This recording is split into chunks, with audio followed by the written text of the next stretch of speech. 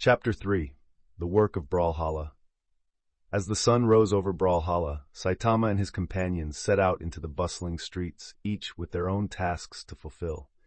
Naowki led the group with a sense of purpose, guiding them through the winding alleys and colorful marketplaces of the village. "Saitama," Naoki said, turning to his new friend, "your task for today will be to gather resources from the surrounding lands and bring them back to Brawlhala. We need materials to sustain our village and ensure its prosperity." Saitama nodded, taking in the vast expanse of wilderness that lay beyond the borders of Brawlhala.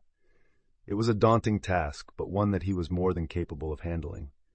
As he set out on his journey, Saitama couldn't help but marvel at the sheer beauty of the landscape. Towering mountains loomed in the distance, their peaks obscured by clouds, while lush forests teemed with life.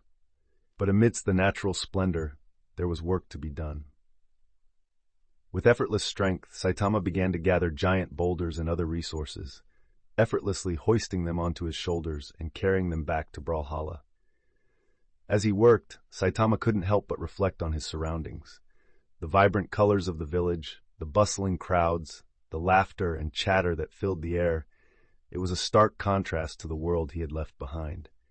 And yet, there was a sense of familiarity to it all, a feeling of belonging that he couldn't quite explain. But as he went about his task, Saitama soon realized that there was more to his work than just physical labor. With each boulder he carried, he earned coins that he could use to buy valuable items and necessities.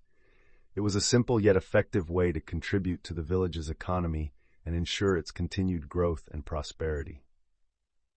As the day wore on, Saitama found himself passing by the palace of King Void, its imposing facade looming over the village like a shadow. He couldn't help but notice a dark, ominous energy emanating from within, but he quickly pushed the thought aside, focusing instead on the task at hand. And so, Saitama continued on his journey, determined to do his part to help Brawlhala thrive. Little did he know that his actions would soon play a crucial role in the fate of the village, and that the darkness lurking within the palace would soon rear its head in ways he could never have imagined.